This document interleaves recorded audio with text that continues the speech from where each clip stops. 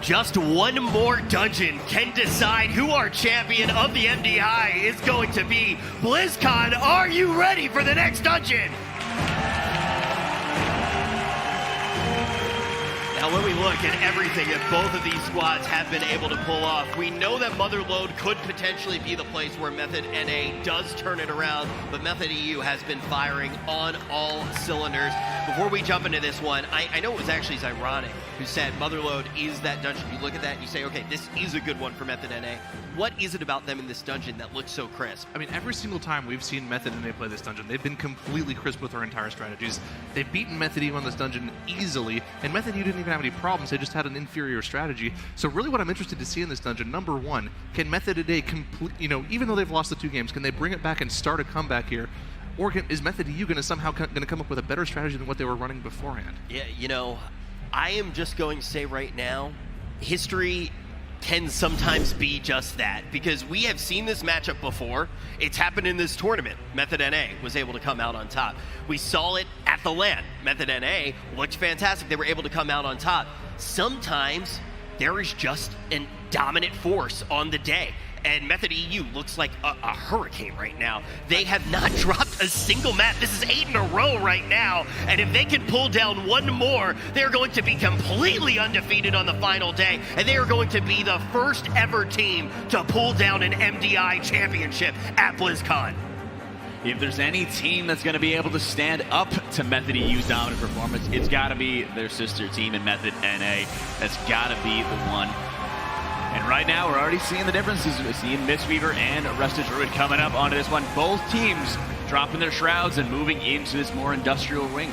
And I've got my eyes peeled on what Method EU is doing. The strategy that we're talking about them pulling off is this strategy where they do a smaller pull at the start of the dungeon, and they do no Peacekeepers for the first pull, and then afterwards they go for a massive 7 Peacekeeper pull, and it looks like they're sticking with this strategy. They've got the mech jockeys CC'd off on the side so that they can turn into Peacekeepers later on, and they think their strategy is good here. I mean, the biggest problem with this is the mobs tend to keep they're too spread out for the DKs to actually do their unholy DK damage, whereas for Method NA, they go for the more typical strategy. 5 Peacekeepers this pull, 3 or 4 next pull. They keep it simple.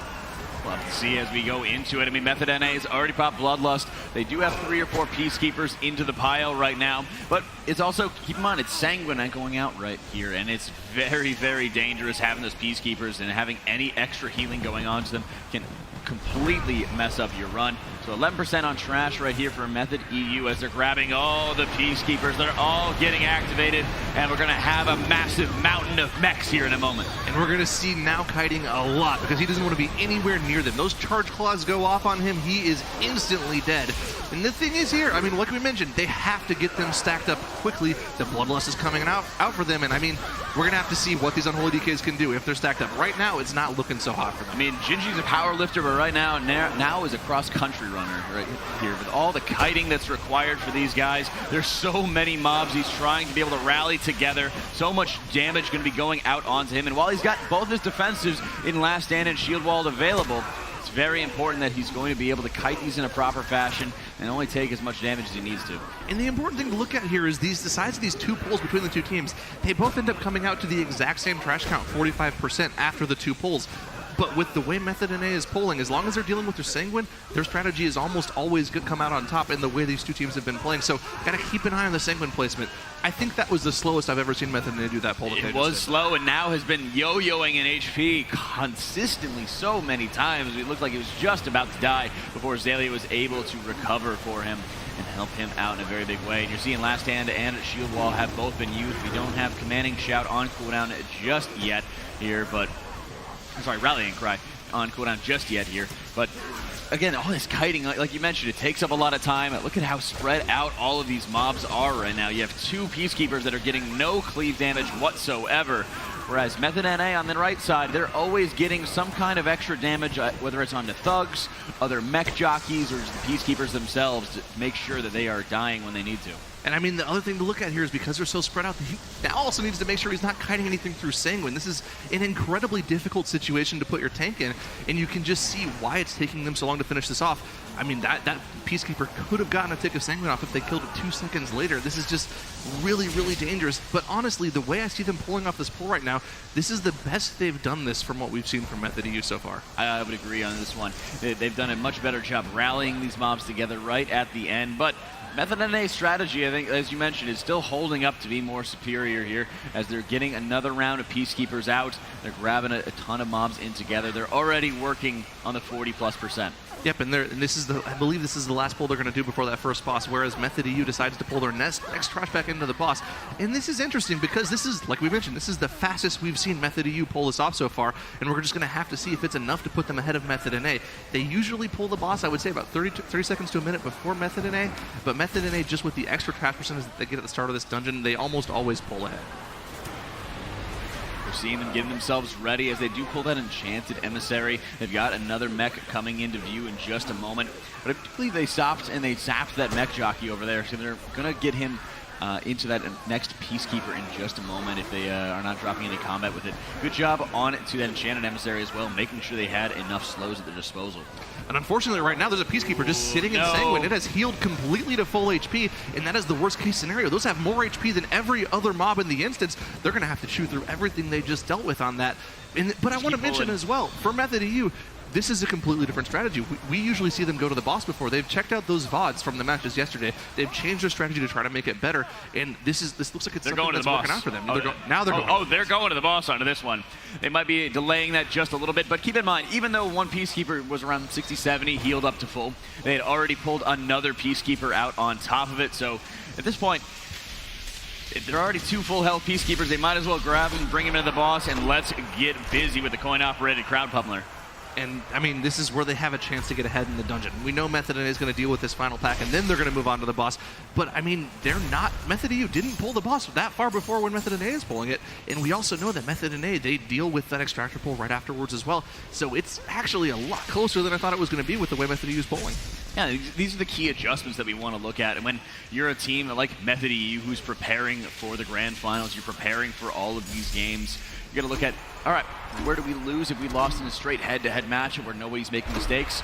We fight them again, we play against them again. We need to make adjustments in order to make this work. And I love being able to see a lot of these mechanized Peacekeepers getting dragged into the boss because, again, with how much kiting you have to do anyway for the coin-operated crowd pummeler, it kind of just works out. And then something else to mention here, of course, as well, because of the amount of trash that Method EU has pulled here, they have to make sure they're dealing with all this. Their tank has to kite around way more than Method NA's does. So because of that, Method NA is able to get a lot more boss damage out there. They're a lot more comfortable in this position, but at the same time, Method EU gets a lot more trash percentage out of it. Just more trade-offs here. But right now, to me, it seems like Method EU is just ever so slightly in the lead. I would still say so. I mean, yes, there is a lot of movement going out onto it, but I think that only really starts affecting your healer in many cases. But if you're actually having that Mystic Touch buff up onto all the enemy mobs, you know, your healer's already still kind of working for you at that point. And you're also not able to get that much uptime for your Rest of Druid in melee because they have to be running out and taking care of all of the different foot bombs out there anyway. So it's already a lot of responsibilities for the healer, so I don't think it impairs them too much. I do think Azalea is going to proc his staff in a moment here. Might see if he has just enough time to be able to eke out the kill onto these guys before he's able to drop and get some mana back. Yeah, a little bit of a spooky moment for now there, but we saw the Life Cocoon come out to go ahead and keep him nice and healthy. And of course, they decided to go ahead and cleave these Peacekeepers down once the coin-operated crowd pummeler was dead. So number one, they get the checkpoint available for them, but number two, they don't have to worry about any Sanguine spawning under the boss because that boss sometimes likes to stand in place and cast some abilities instead of moving around. And if a boss gets Sanguine healed by 2 or 3 ticks, you're really unhappy with that. You're in very big trouble, and at this point they do have to cleave down the remaining Peacekeepers before they're able to engage with their next pull. But I think it's, what, 4 or 5% for any of these Peacekeepers when you have a mech jockey inside. So right there, the 62%, they are in a dead heat. Method NA just slightly ahead, but that's just hairs of seconds. I mean, the efficiency of dealing with a smaller amount of trash mobs on top of the boss just propelled them ahead in here. When they finished the boss, they were ready to move on ahead. Method U still had to deal with those 3 Peacekeepers, and we're seeing massive pulls of equal size from both teams here. It looks like Method NA is going for the bigger pull with everything just on top of these extractors. This is scary. Hey, look at the DKs. It's incredibly scary onto that one. I'd love to be able to have a way of the crane, be able to help out these DKs because of the damage they're dealing, and might even be some of the aggro that they be generating of how much these unholy DKs can absolutely pump into those mobs. That double extractor pull can be quite deadly, but Method EU on the other side, they're no stranger to the danger. At this point, they are also taking down another hefty pack and getting themselves recovered. And of course, once they deal with these extractors, they're going to go ahead and leave the gnomes behind that are inside because they don't want to deal with those. They don't give any trash count. They're not something you want to deal with. So they're going to run up to Azeroth. They're going to shadow meld everything off, and they're going to go ahead and start pulling the second boss. And we see the same pull now coming out from Method EU with this nasty extractor pull. It just gives so much trash percentage. And this is one of the kind of like the cubbies that nobody really ends up going to because everyone's so bent on following the rails of the dungeon, getting close to the next pack. But when you have Shadow Meld at your disposal, Shroud at your disposal, you're able to do so many different things that you otherwise wouldn't do. Yep, and we're going to see Nerf stand there and tank everything for his team. He's going to drop incredibly low, but they're going to Shadow Meld everything off to be able to get healed up right before that second boss here. Yeah, but I'd love to see the Fish Feast going down to be able to top himself off as the rest of the group gets into position, gets ready, tricks is up onto Nerf as they're getting ready to engage with Azeroth faster than Method EU. And they don't really have too much available here in the way of cooldowns. They don't have their Army of the Deads available. They have the Frenzy available, but that's not, they just don't have that much available.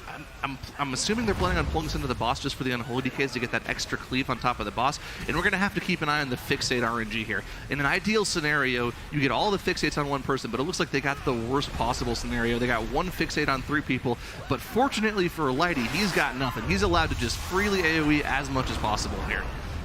Oh, but they are getting the Earthquakes off. They didn't have an interrupt available, so they might be having somebody dropping low. JB is able to stabilize for the group on that one, but it's one of the things you really do not want to see, especially when any of the Earth Ragers are empowered by the boss. And once again, on the second set of Fixates, Lighty didn't get targeted again. He's just getting lucky here. Lad. He's allowed to do a lot of damage, but somehow Shakib has had some massive RNG on this pull, just pulling ahead. Tons of AoE damage coming out from him. But they make that AoE trash pull look so easy. All they have to do is now passively cleave down Taskmaster, and they're good to go. Now, of course, they still have a little bit of trash percentage to deal with for the rest of the dungeon, but we've seen how teams like to deal with that. They usually will pull one of the robots on top of the third boss, Rixa Flux Flame, as well, and they'll get a little bit extra trash that way, maybe some bombs as well. Yep, and then you're seeing right now Taskmaster Ascari still staying up on the side of Method NA as they are dealing with the last bits of Azeroth. It was also really impressive, as you mentioned. Shakib was constantly getting fixated, and there's such a minimal amount of stacks that these guys are getting while they're able to continue dealing good damage. It's just a testament to the strength of the team and how well they're working together to benefit each other.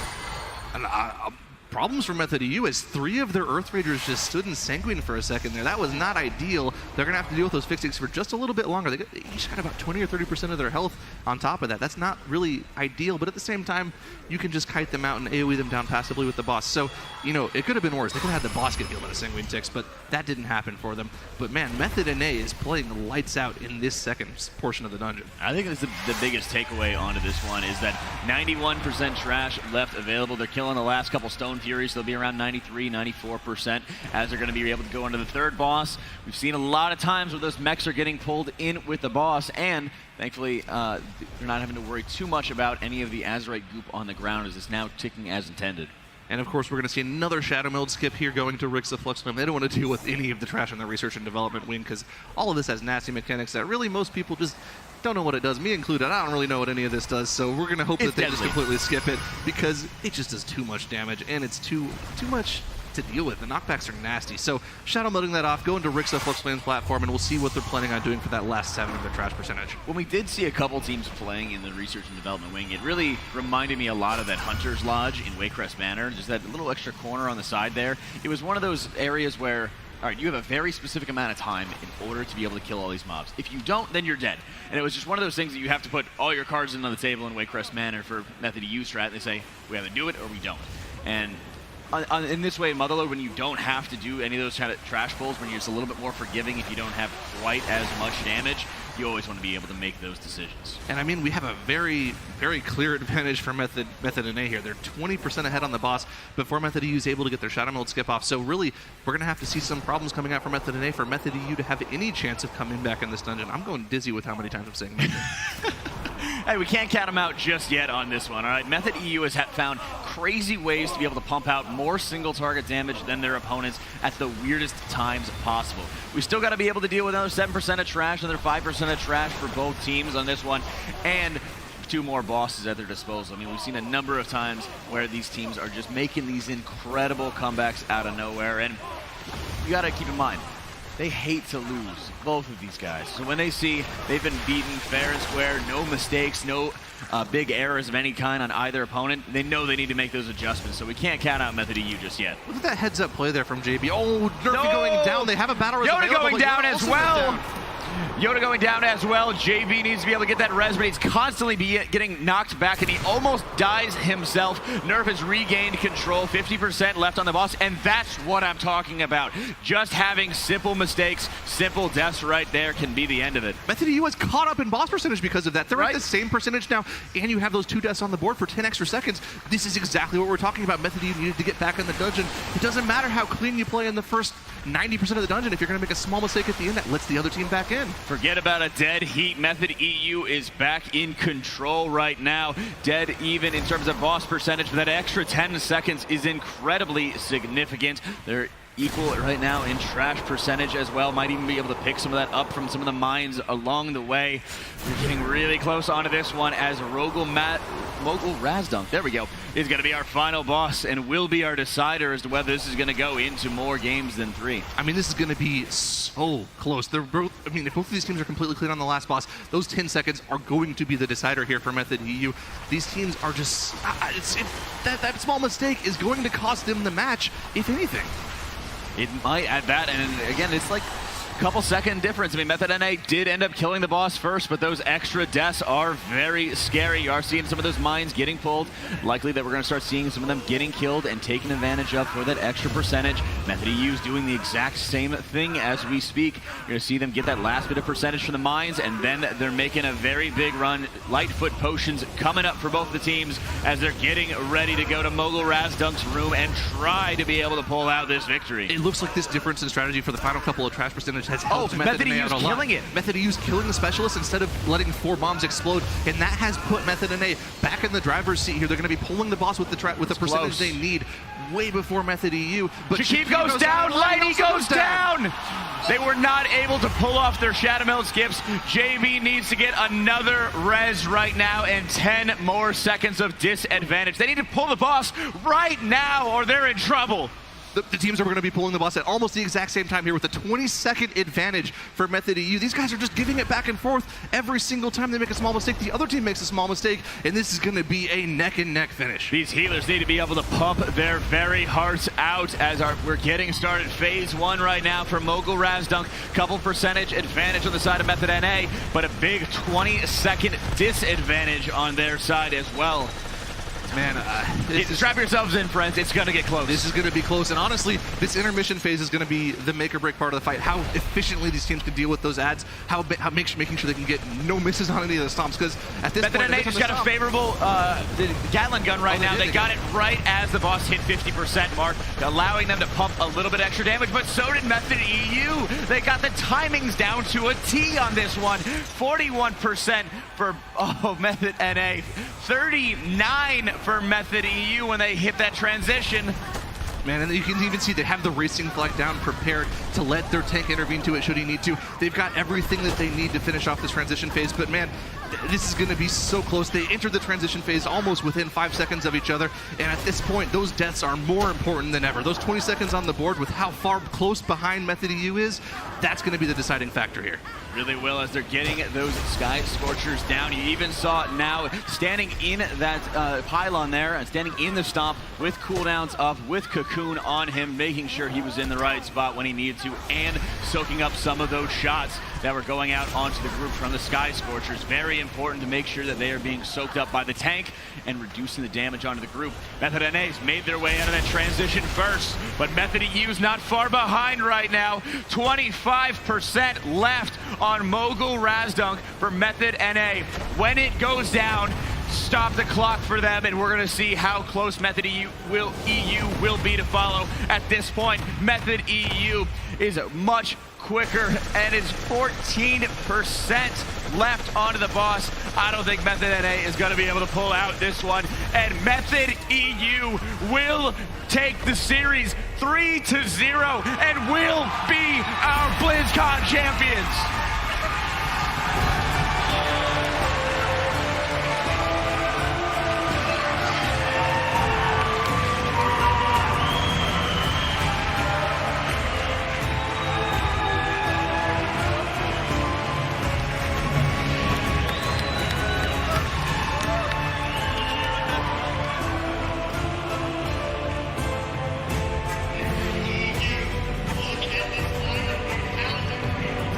Done as well. You talk about a team that has been consistent throughout the entirety of the year. They can't grab that land, but they do it when it is at the most important, when history is on the line. They will be your first ever champions at a BlizzCon. And on top of that, ladies and gentlemen, 9-0 on the BlizzCon stage, not dropping a single dungeon. One more time, Method EU!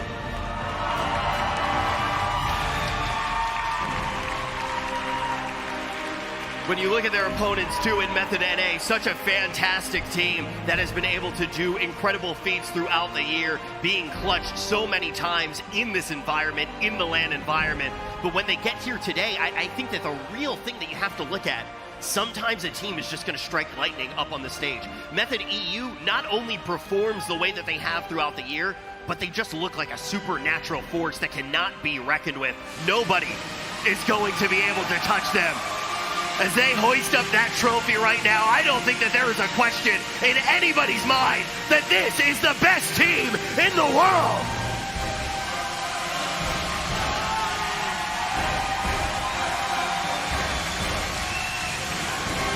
And every single glimpse that we have into the mindset of this team shows nothing but the mindset of champions. Jinxie gets a 2-0 early in the day, and he says he's not satisfied with the performance. This is a team that would not be happy with anything but this, your new champions. Congratulations, you are 2019 Mythic Dungeon International Champions. How do you feel right now? I feel okay. I feel really, really good, and I'm proud of my team. And I mean, it was a long day. We went from the loser bracket, and we just won every map from there. So I couldn't be happier. Now, every time I talk to you guys, you seem to have a super good attitude. How has staying positive throughout this year helped you succeed today? Like, mindset is one of the most important things when it comes to these games, and staying positive even when shit goes wrong is super important. Like, even here in the final, we did mess up like really bad in the first Natal, and we were just like, you know, okay, just take it from here, just play our game, see what happens, and we end up winning anyway. So it's just all mindset. Awesome. Well, I'm going to step on over here to Fragments. Now, you guys seem like a pretty tight-knit group. What does it mean to play alongside these men? Oh, it's amazing. I love these guys. They're like my brothers. So I've been playing with them for a long time. Like, I've known maybe Ken since like MOP and Michael as well, and then these two came along somewhere else. I don't know where. No, I'm kidding. But yeah. Now, Method NA put up a really good fight. Are there any words you'd like to say to them? It's Method NA. They're probably the hardest competitor we have, and I have a lot of respect to them, so it was a good game. All right, I'm going to step over here, and now tell me, what does this win today mean to you? The win today, it will be I don't know, the experience with the team was insane today, and I think also for Method NA and all the other teams, it was a great experience here at BlizzCon, for sure. Awesome, well, good job. And I'm going to step over here. Now, finally, is there anything you would like to say to your fans out in the crowd supporting you today and those watching at home? Thank you so much for all the support. It's been an amazing journey. We did not know what to expect when we came in from Sydney, because we were scared of choking on stage again. But I feel like we gave everything this time, and I'm so happy. It's insane. Thank you very much. All right, well, congratulations once again. Let's hear it once again for your 2019 Mythic Dungeon International Champions, Method EU.